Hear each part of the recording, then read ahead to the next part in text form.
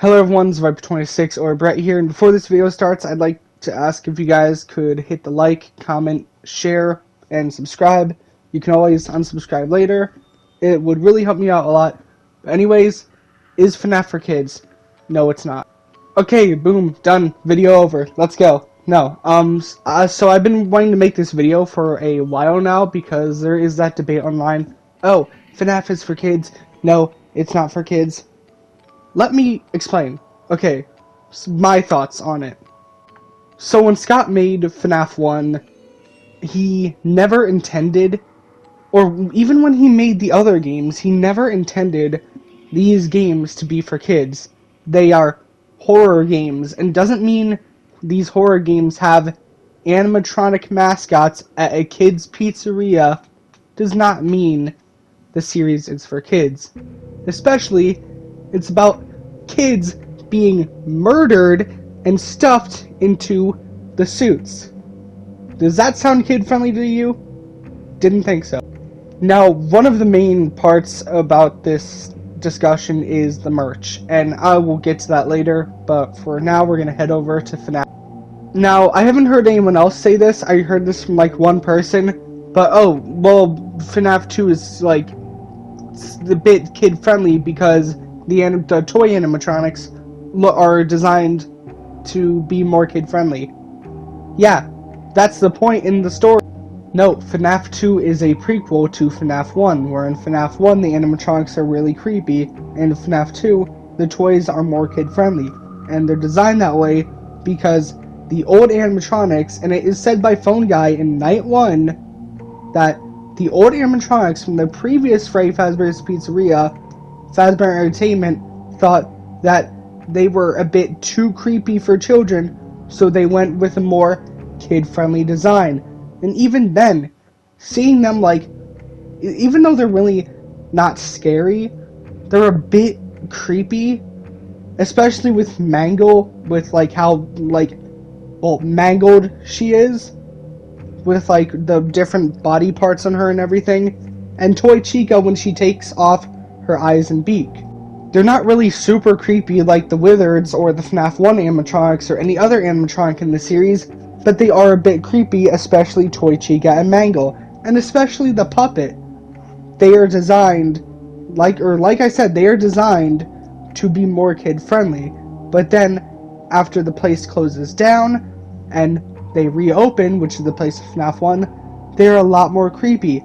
Plus, the FNaF 2 minigames features, well, they're 8-bit minigames, but they still feature children being murdered and also dead children. Yeah, does that seem kid-friendly to you? Now, on to FNaF 3. You are being hunted by a murderer inside an animatronic suit possessing it, and you can literally see his organs inside the suit. And there's also the minigames, which are really freaking sad, and it's, well, especially Night 5 and doing the good ending, and it's like about the children passing on, finally being able to be free from being stuck inside those suits. Now on the FNaF 4. The game is absolutely freaking terrifying. The animatronics designs are really scary. Now some may say, oh, we're trying too hard to be scary just to scare kids. Okay, well, get this. You are playing as a child in FNaF 4. Yeah, I know. Crazy, right?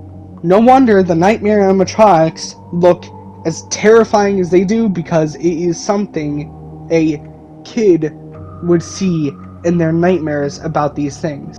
And oh wait, am I missing something? Oh yeah, was that the Bite of 87? You literally see the kid's head get crushed. Although it is in 8-bit minigame form, you still see it, and he dies. Now on for assist location. Now for the people that say, oh well, there's like the humor and the show after every night. Well yeah, the show is used as humor and is also supposed to resemble some things in the story. And the humor is there to, like, you know, kind of like break a bit of the tension, but also kind of keep it there sometimes at the same time. And the show at the end is a tension breaker. A little quick break from the horror that you've been going through before you get thrown right back into it again. There's also the baby minigame, where in 8-bit form, we see Baby, if you do the minigame correctly, you see Baby take Elizabeth, and you hear Elizabeth scream in fear and possibly in pain. And also, Michael gets his insides scooped out, and Ender uses him as a skin suit.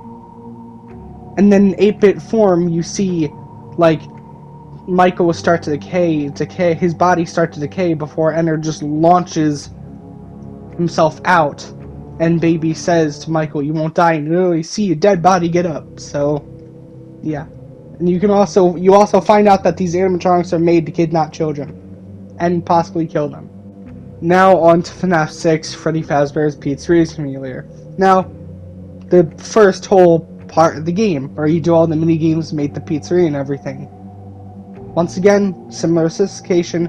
It's a part of the humor and also a part of the story, because you are building your pizzeria to attract all the other animatronics, Scrap Baby, Scrap Trap, Molten Freddy, and Lefty, aka the puppet, or like Charlie, to all come to this place so they can all be burned and their souls are set free, and Afton goes to hell, or well, be trapped in eternal torment by Cass.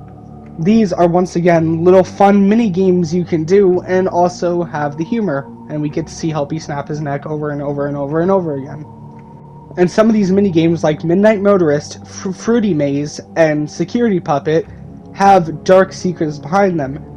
Midnight Motorist has, well, whoever we're playing as, most likely William Afton, going back home, and that's okay. This isn't a theory video. I'm not going to get all into that. But then we have Fruity Maze, which, after completing it once, things get a bit more creepy. We see, like, the music starts to get a bit more slow and distorted, and we start to see dead dogs around. And once it hits the third time, the music is even more slowed down and distorted.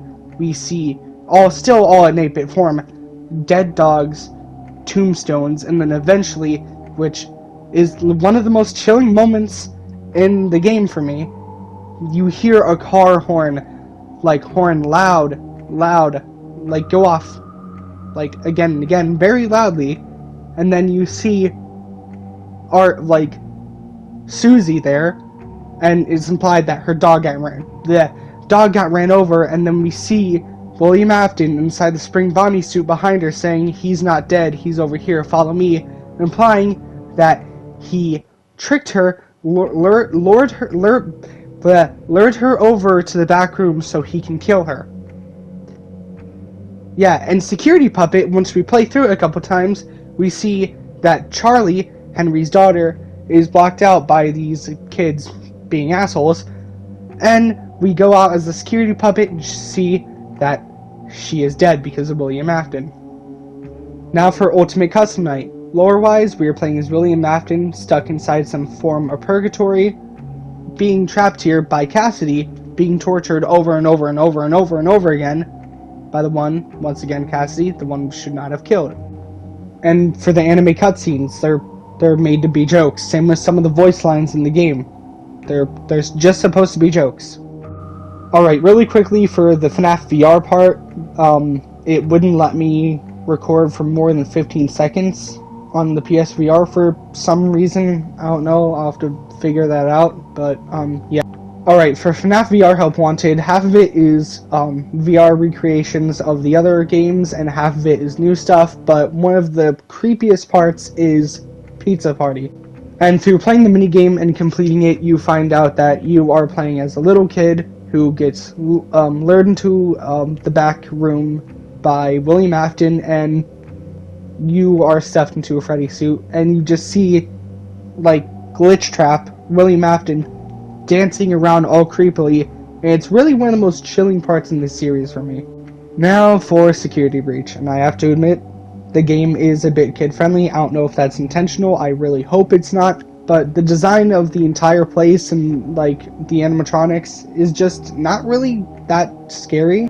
not really scary at all. None of the animatronics are really creepy until they're all the shattered versions of themselves. I'd have to say the one that is creepy by itself is the daycare attendant with Sun and Moon, more so Sun than Moon. But yeah, there are like a couple like creepy of course we have like Burn Trap, which is creepy in that whole area down there, and the sewers and the nightmare staff bots, or the night marionette staff bots, wherever you want to call them, and whatever. And creepy moments from the game are really the daycare part and the parts and service part with the endoskeletons. And Chica, like by herself with her voice lines and everything, is really creepy. And they did say the DLC is supposed to be scary and creepy, similar to sections like the parts and service and the daycare part, and I'm really looking forward to it. Now for the big one, the merch. Okay, now first off, when the first two games are out, the type of merch that we had were like posters and plushies, because those were the merch that were in the actual games. Then they started to release figures and a bunch of other stuff. FNaF is not the only series that has figures. There's Halo, there's The Walking Dead, there's Resident Evil. I don't know if they still do, but they did. Now for the Legos, there's not just FNaF, there's Halo, Destiny, Call of Duty, Walking Dead. And you could say, oh, well, the Legos are for 13 and up. Still, the series that the Legos are made from are not kid-friendly at all. Now, back to the plushies. Other things, like Marble Hornets, even though some of these plushies are, like, only made online, still, Marble Hornets has plushies, and if you don't know, there's, like, the Slenderman thing. And that online YouTube series is definitely not made for kids. Same goes for Funko Pops. Now what I'm trying to say is not just kids, but teens and adults also get merch, especially people who collect merch. Now these companies, even though knowing that their series are not made for kids, they make this merch knowing not just people who collect merch, but also kids will get and parents will get for their kids. So yeah, when people bring up the argument that merch, if FNaF is made for kids because of the merch, I think it's kind of dumb, because that would also be saying, oh, Halo's made for kids, Call of Duty's made for kids, Walking Dead's made for kids, Resident Evil is made for kids because of the merch. No, it's not. It's stupid. They make merch because they know kids will get it, and also people will collect it. It's simple as that.